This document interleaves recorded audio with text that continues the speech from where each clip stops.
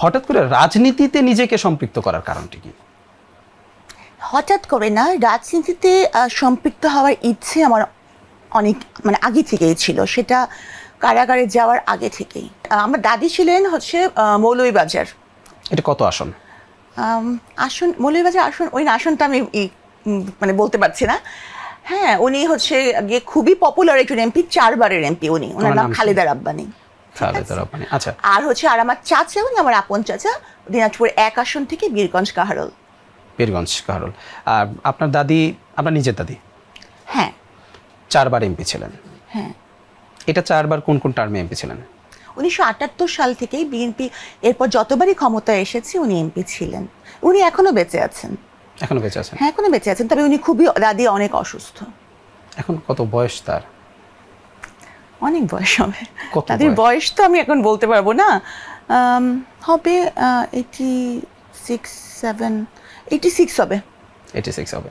আচ্ছা, আপনি বললেন যে আপনি এখন রাজনীতির সাথে সম্পৃক্ত বা জড়াচ্ছেন নিজেকে। আসলে কোন দলের হয়ে রাজনীতি করছেন, বা আপনার এই রাজনৈতিক জায়গা থেকে আপনার অবস্থানটা কি? আসলে একটা আদর্শকে ধারণ করতে কিন্তু কোনো পদ লাগে না। হ্যাঁ, আমরা অনেকেই ভাবি যে আমি একটা আদর্শকে ধারণ করছি, বা আমি মোটামুটি আমার ফেসটা সবাই চিনে, সাথে সাথে আমাকে নির্বাচনে দাঁড়িয়ে যেতে হবে, বা আমার একটা এলাকা লাগবে, বা আমার একটা পদ লাগবে। কিন্তু আমি এটা মনে করি না। ঠিক আছে, আমি একটা আদর্শকে আগেও ধারণ করেছি, এখনও ধারণ করব, এভাবেই কাজ করব, তারপর দেখা যাক পরে দলীয় সিদ্ধান্ত। না, আমার প্রশ্ন ছিল যে আপনি এখন কোন দলের হয়ে রাজনীতিতে সম্পৃক্ত? হ্যাঁ, অবশ্যই জাতীয়তাবাদী আদর্শকে ধারণ করেই। আমাকে একটু বলবেন যে আপনি একজন চিকিৎসক, রিসেন্ট সময়ে আপনি ইনফ্লুয়েন্সার আমরা বলতে পারি আপনাকে, আমরা কন্টেন্টও দেখি আপনার, আপনি বইও লেখেন। হঠাৎ করে রাজনীতিতে নিজেকে সম্পৃক্ত করার কারণটি কি? হঠাৎ করে না, রাজনীতিতে সম্পৃক্ত হওয়ার ইচ্ছে আমার অনেক আগে থেকেই ছিল, সেটা কারাগারে যাওয়ার আগে থেকেই। হ্যাঁ, আচ্ছা। তো তবে হচ্ছে যে আমি যেহেতু গভর্নমেন্ট জবে ছিলাম, আপনি নিশ্চয়ই জানেন যে সরকারি কর্মচারীদের সক্রিয়ভাবে রাজনীতি করাটা নিষেধ।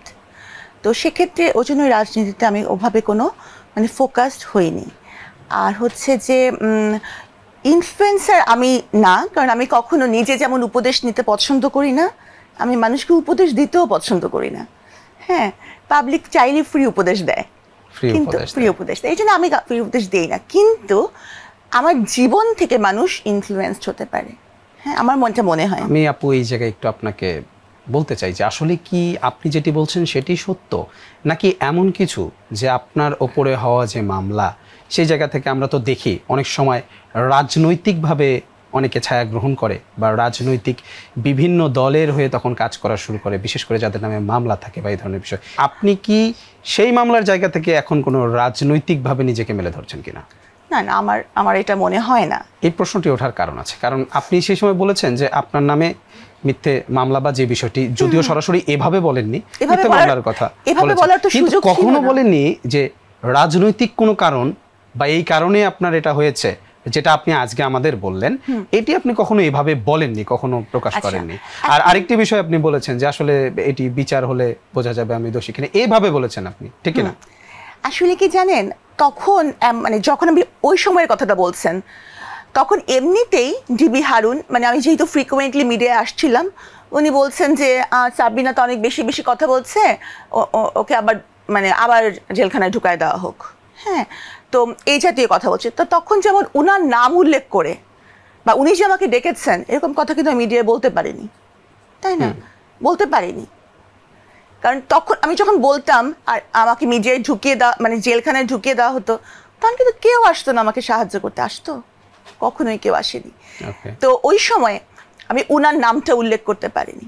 এখন যেমন উনার নামটা আমি উল্লেখ করতে পারি।